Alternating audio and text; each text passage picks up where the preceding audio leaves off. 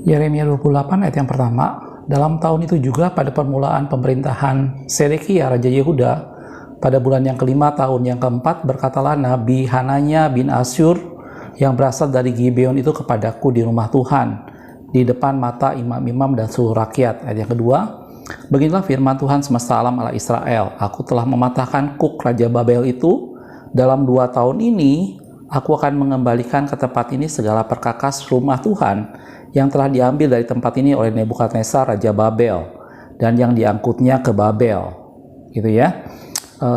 Ya mungkin sampai sana dulu. Oke, shalom, selamat malam. Ayat yang baru kita baca adalah peristiwa pada waktu itu Yeremia berhadapan dengan seorang nabi palsu, yaitu Nabi Hananya. Gitu ya, kalau Anda lihat dalam kitab Yeremia, sepanjang kitab Yeremia itu banyak sekali nabi-nabi yang bernubuat palsu tentang pembuangan orang Yehuda, kerajaan Yehuda ke Babilonia. Gitu. Pada waktu itu Yeremia adalah nabi yang bernubuat tentang jatuhnya kerajaan selatan atau kerajaan Yehuda ke Babilonia.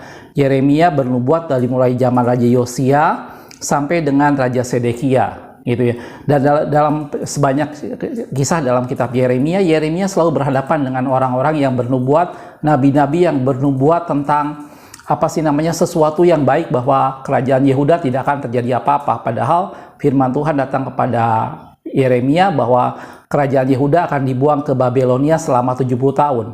Dan ayat yang baru kita baca di Yeremia pasal 28 tadi itu adalah salah seorang nabi palsu yang bernubuat, dan dia adalah Hananya bin Asyur yang berasal dari Gibeon.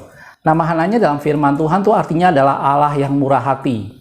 Dan nama Hananya juga dalam firman Tuhan ada banyak. Salah satu contoh yang mungkin pasti Anda cukup kenal adalah salah satu teman Daniel, yaitu Hananya, Misael, dan Asaria. Dan Hananya kemudian oleh orang Babel diubah namanya menjadi Sadrak. Gitu ya. Dan tadi salah satu contoh dalam firman Tuhan adalah dari kitab Yeremia tadi tentang seorang nabi, yaitu Nabi Hananya. Nabi yang bernubuat bahwa kerajaan Yehuda dalam 2 tahun mereka akan kembali, bahwa Kuk pembuangan Babel dalam 2 tahun akan dipatahkan dan mereka akan kembali, dan perbedahan rumah Tuhan akan kembali dalam 2 tahun. Gitu ya. Sementara sebelumnya jelas-jelasan Nabi Yeremia sudah bernubuat bahwa umat Tuhan akan dibuang di sana selama 70 tahun. Di sini terjadi satu kondisi di mana ada seorang nabi palsu yang bernubuat kepada Yeremia, menyampaikan firman Tuhan di depan imam-imam di rumah Tuhan pada waktu itu. Gitu ya. Dan kalau kita lanjutkan ceritanya, apa respon Yeremia pada saat dia mendengar Nabi Hananya tadi bernubuat bahwa 2 tahun umat Tuhan akan kembali. Pada waktu itu kalau Anda baca di pasal 27, Yeremia sedang melakukan tindakan kenabian yang disuruh Tuhan, bagaimana dia menaruh Kuk di atas pundaknya, gitu ya. Dan itu menggambarkan bentuk perbudakan nanti yang mereka akan dibuang ke Babilonia selama 70 tahun.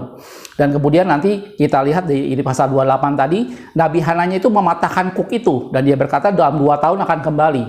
Gitu ya. Respon Nabi Yeremia mendengar nubuatan dari Hananya itu ada di dalam ayat yang tadi, Yeremia 28, ada dalam ayat yang ke-6, dikatakan, kata Nabi Yeremia, amin. Moga-moga Tuhan berbuat demikian. Moga-moga Tuhan menepati perkataan-perkataan yang kau nubuatkan itu dengan dikembalikannya perkakas-perkakas rumah Tuhan. Dan semua orang buangan itu dari Babel ke tempat ini. Gitu ya. Jadi di sini ada kondisi di mana 2 nabi ini sama-sama mengasihi umat Tuhan. 2 nabi ini sama-sama peduli dengan orang-orang Israel pada saat itu, khususnya kerajaan Yehuda. Gitu ya. Tetapi di sini Nabi Hananya mulai bernubuat tentang sesuatu yang Tuhan tidak perintahkan, bahwa dalam 2 tahun mereka akan kembali. Dan waktu Yeremia mendengar perkataan itu, Yeremia berkata, moga-moga itu betul. Moga-moga itu seperti yang kamu katakan, gitu. Padahal sebelumnya jelas-jelasan firman Tuhan sudah datang kepada Yeremia bahwa umat Tuhan akan ada di sana selama 70 tahun. Gitu ya. Kemudian kalau kita lanjutkan, saya langsung loncat nanti cerita lengkapnya, silahkan Anda bisa baca dengan jelas cerita lengkapnya. Kemudian dalam ayat yang ke-10, kemudian Nabi Hananya mengambil gandar atau Kuk tadi ya, dari tengkuk Nabi Yeremia lalu mematahkannya. Tadi saya sudah bilang Yeremia sedang melakukan tindakan kenabian, dia menaruh Kuk di pundaknya, dan Nabi Hananya ini mematahkannya. Gitu ya. Berkatalah Nabi Hananya di depan mata seluruh rakyat, beginilah firman Tuhan, dalam 2 tahun ini begitu jugalah aku akan mematahkan Kuk Nebukadnezar Raja Babel ini daripada tengkuk segala bangsa. Tetapi pergilah Yeremia dari sana, gitu ya. Di sini Yeremia tidak melihat sesuatu hal yang yang apa sih namanya, yang aneh atau yang ganjil dengan Nabi Hananya ini. Dia hanya berkata amin, mudah-mudahan itu terkabul. Dan kemudian kuk yang dipakai oleh Nabi Yeremia dipatahkan oleh Nabi Hananya pada waktu itu. Di sini ada dua nabi yang berbeda pendapat. Ada dua nabi, yaitu Nabi Yeremia yang yakin bahwa firman Tuhan menyuruh dia memasang kuk di pundaknya, menggambarkan perbudakan atau pembuangan ke Babilonia selama 70 tahun. Sementara tiba-tiba ada nabi yang datang dari Gibeon dan dia bernubuat bahwa hanya akan 2 tahun, gitu ya. Sebagai orang yang mengasihi bangsa itu, Yeremia berkata, amin, mudah-mudahan itu terkabul. Tetapi kemudian datang firman Tuhan kepada Yeremia, dikatakan seperti ini dalam ayat 13, Pergilah mengatakan kepada Hananya, beginilah firman Tuhan, engkau telah mematahkan gandar kayu, tetapi aku akan membuat gandar besi sebagai gantinya, kata firman Tuhan. Sebab beginilah firman Tuhan semesta alam, Allah Israel, kuk besi yang akan kutaruh di atas tengkuk segala bangsa ini, sehingga mereka takluk kepada Nebukadnezar Raja Babel, sungguh mereka akan takluk kepadanya, malahan binatang-binatang di padang akan kuserahkan kepadanya. Dan lanjutannya, Yeremia tahu bahwa Nabi Hananya bernubuat palsu. Yeremia tahu bahwa Nabi Hananya mengatakan hal yang tidak Tuhan suruhkan. Dan dalam ayat 15 dikatakan, berkatalah Nabi Yeremia kepada Hananya, dengarlah hai Hananya, Tuhan tidak mengutus engkau, tetapi engkau telah membuat bangsa ini percaya kepada dusta. Gitu ya. Pada waktu itu, saudaraku, perlu kita ketahui bahwa dalam kehidupan sejarah umat Tuhan, peristiwa mereka diperbudak di Mesir, dan kemudian peristiwa mereka akan dibuang ke Babilonia, itu dua peristiwa buruk dalam kehidupan mereka. Sehingga mereka menggambarkan bahwa tidak mungkin lagi mereka akan dibuang ke Babilonia. Sehingga banyak nabi-nabi yang bernubuat bahwa semuanya akan baik-baik saja, semuanya akan baik, tidak akan ada masalah apa-apa gitu loh. Dan itu yang membuat Yeremia mengalami banyak tekanan dari banyak orang dan banyak nabi yang bernubuat palsu. Saya berencana dengan istri akan membuat lebih banyak lagi mengenai sejarah Alkitab tentang Nabi Yeremia. Gitu ya. Dan di sana Yeremia mendapat banyak tekanan karena dia bernubuat seakan-akan nubuatnya bukan sesuatu hal yang baik, tetapi justru itulah firman Tuhan. Gitu ya. Firman Tuhan melalui Yeremia mengatakan bahwa umat Tuhan akan diperbudak, umat Tuhan akan dibuang ke Babilonia selama 70 tahun. Gitu ya. Dan dibilang engkau membuat bangsa ini percaya pada dusta. Ayat yang ke-16. Sebab itu beginilah firman Tuhan, sesungguhnya aku menyuruh engkau pergi dari muka bumi, tahun ini juga engkau akan mati, sebab engkau telah mengajak murtad terhadap Tuhan. Ayat 17, maka matilah Nabi Hananya dalam tahun itu juga pada bulan yang ke-7.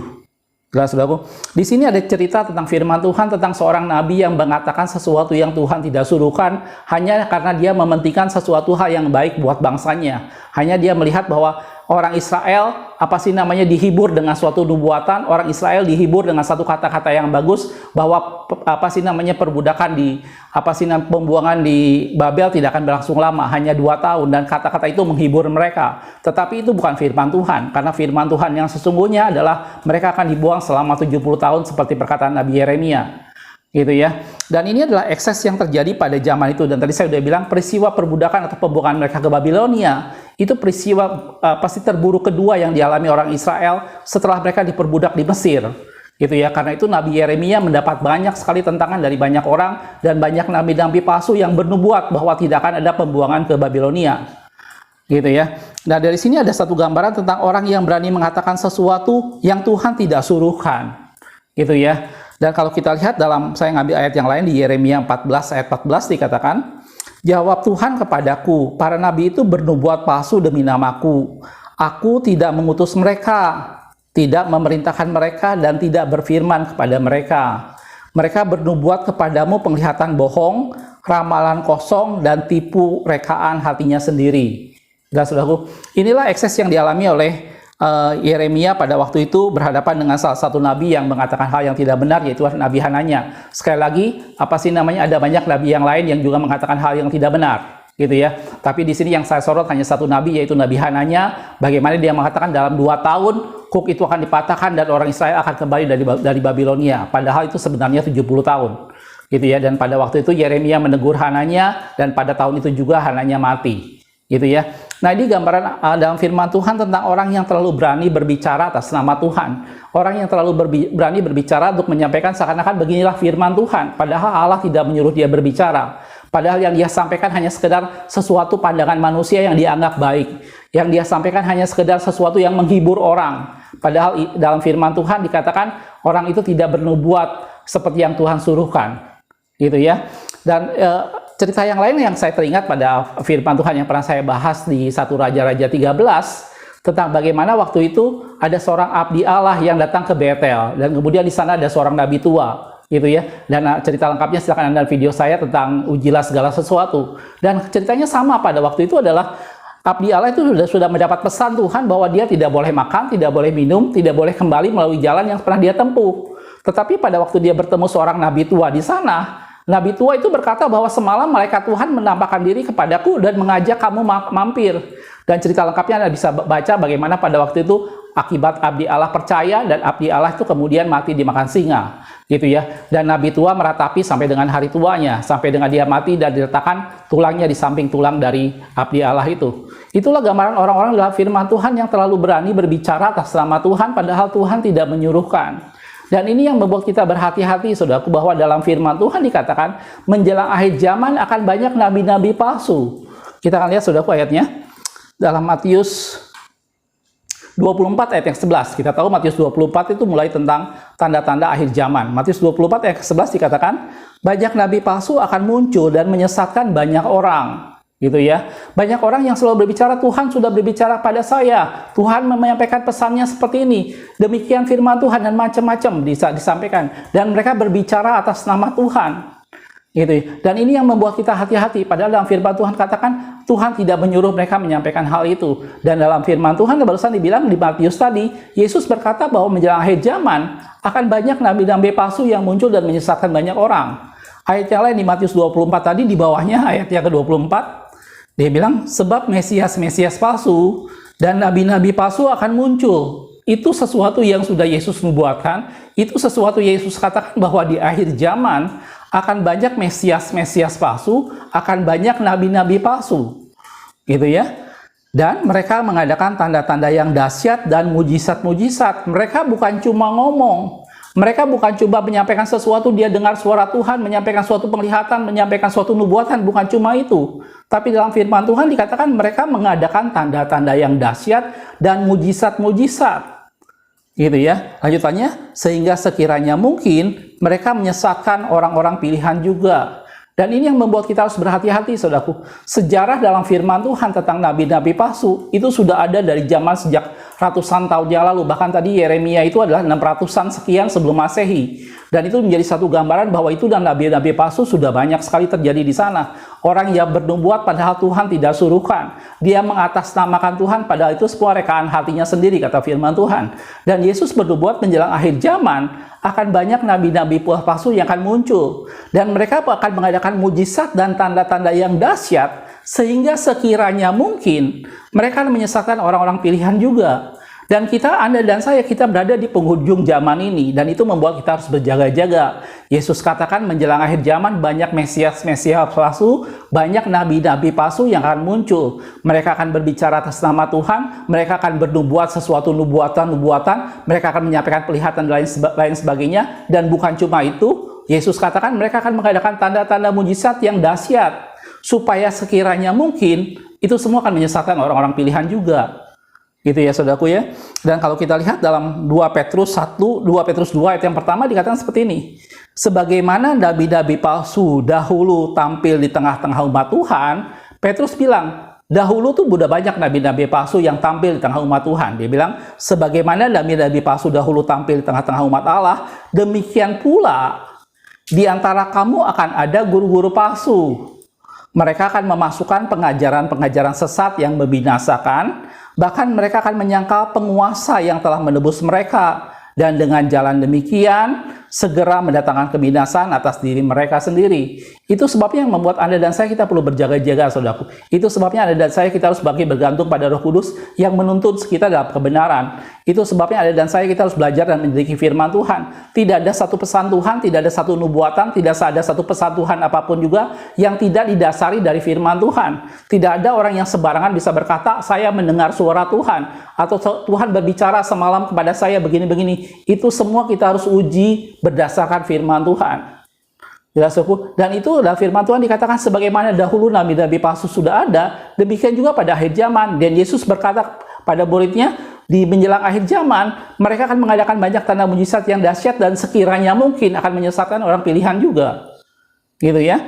dalam 1 Yohanes 4 yang pertama dikatakan, saudara-saudaraku yang kekasih, janganlah percaya pada setiap roh. Di sini judul perikopnya adalah tentang roh Allah dan roh antikristus. Gitu ya. Jadi kalau orang yang mengaku bahwa Kristus Yesus adalah Tuhan, dia berasal dari Allah. Tetapi kalau dia menolak Yesus itu adalah Tuhan, maka dia adalah roh antikris. Dan di sini Yohanes mengajarkan supaya jangan percaya pada setiap roh, tetapi ujilah roh-roh itu, apakah mereka berasal dari Allah. Kenapa? Sebab banyak nabi-nabi palsu yang telah muncul dan pergi ke seluruh dunia. Jelas, saudaraku. Jadi Anda dan saya, kita ada di penghujung akhir zaman ini, kita berhadapan dengan banyak situasi di mana kita harus bergantung pada Tuhan. Kita tidak bisa mengandalkan kemampuan kita tidak bisa mengandalkan logika kita tidak bisa mengandalkan pengetahuan kita tentang firman Tuhan. Semuanya harus dipimpin oleh Roh Kudus. Semuanya kita harus bergantung pada pimpinan Roh Kudus. Gitu ya. Karena banyak nabi-nabi palsu yang akan muncul, banyak penyesat-penyesat yang akan muncul, banyak orang yang berbicara atas nama Tuhan padahal Tuhan tidak menyuruhkan kepada mereka. Jelas, saudaraku, bagian Anda dan saya mari bergantung pada Roh Kudus, mari kita semakin mengandalkan Roh Kudus. Dan cerita Hananya dan si Yeremia itu menjadi gambaran bahwa kemudian firman Tuhan datang kepada Yeremia bahwa Hananya mati pada tahun itu juga, dan tahun itu kemudian Hananya mati. Gitu ya. Dan itu semua menjadi bukti bahwa Allah memegang teguh firman Tuhan. Allah memegang setiap firman Tuhan yang dia katakan, gitu ya. Ada orang yang ngotot dengan suatu statement yang mengatakan bahwa Allah berbicara sesuatu dengan dia tentang sesuatu hal. Sebenarnya apa yang kita sampaikan, kalau itu memang berasal daripada Tuhan, kita tidak usah takut karena Roh Allah akan meneguhkan setiap perkataan firman Tuhan. Roh Allah akan meneguhkan, Roh Allah akan menghidupkan firman Tuhan itu. Dan firman Tuhan berkata setiap perkataan yang keluar dari mulut Allah itu tidak akan pernah kembali dengan sia-sia. Langit dan bumi akan lenyap, tetapi perkataan Tuhan tidak akan pernah tidak akan pernah lenyap.